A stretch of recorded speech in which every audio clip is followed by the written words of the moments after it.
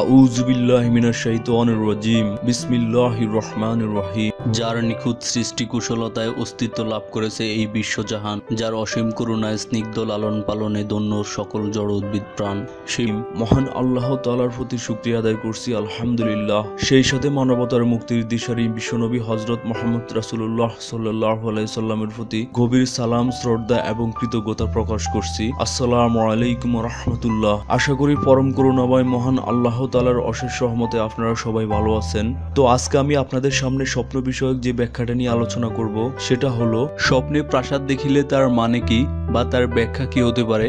তো চলুন তা আজকে আমরা আলোচনা করব। তো তার আগে একটা কথা বলে নেই, যারা আমাদের চ্যানেলটি এখনো সাবস্ক্রাইব করেননি, আপনারা স্বপ্ন বিষয়ক বিভিন্ন ব্যাখ্যা এবং বিভিন্ন গুরুত্বপূর্ণ বিষয় জানতে আমাদের চ্যানেলটি এখনই সাবস্ক্রাইব করুন। আর ভিডিওটি ভালো লাগলে লাইক এবং শেয়ার দিবেন।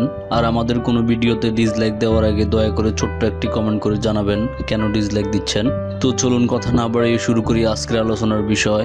হযরত ইবনে সিরিন রাহমাতুল্লাহ আলাইহির মতে, কাহারও স্বপ্নের প্রাসাদ দৃষ্ট হইলে কর্তৃত্ব, মানসম্মান লাভ এবং ইহকাল ও পরকালের উন্নতি লাভের লক্ষণ। হযরত ইব্রাহিম কারামনি রহমতুল্লাহ আলাইহির মতে, যদি কেহ স্বপ্নে দেখে যে তাহার প্রাসাদে আগুন লাগিয়েছে, তবে স্বপ্ন দর্শনকারী সরকার কর্তৃক কোনো ব্যাপারে তাহার প্রতি জরিমানা করা হইবে এবং তাহাতে তাহার যথেষ্ট ক্ষতির আশঙ্কা বিদ্যমান।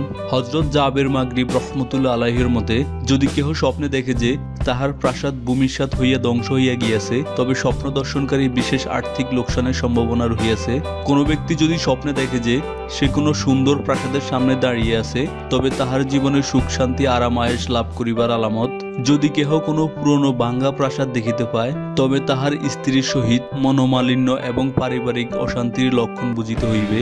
হযরত দানিয়েল আলাইহিস সালামের মতে, যদি কেহ স্বপ্নে প্রাসাদের অভ্যন্তরে নিজেকে বসবাস করিতে দেখিতে পায়, তবে স্বপ্ন দর্শনকারী পারিবারিক জীবনে সুখী হইবার আলামত। যদি কেহ স্বপ্নে কোনো প্রাসাদ তৈয়ারি করিতে দেখিতে পায়, তবে তাহার সাথে কোনো আলেম এবং বুজুর্গ ব্যক্তির সাথে সাক্ষাৎ হইবে, যার দ্বারা স্বপ্ন দর্শনকারী হেদায়তের বাণী শুনিয়া দ্বীনি পথে ফিরিয়া আসিবার নিদর্শন। হযরত ইমাম জাফর সাদেকের মতে, যদি কেহ নিজেকে বিশাল প্রাসাদের শিরোমণিতে দেখিতে পায়, তবে স্বপ্ন দর্শনকারীর আয় উন্নতি এবং মনোবাসনা পূর্ণ হইবে। বিভিন্ন ব্যাখ্যাকারের মতে, যদি কেহ এইরূপ স্বপ্ন দেখে যে তাহার প্রাসাদ কাহুকে বিক্রি করিয়াছে, তবে সে শয়তানি দোকায় পড়িয়া নীতি নৈতিকতার তোয়াক্কা না করিয়া হারাম সম্পদ উপার্জন করিবার নিদর্শন।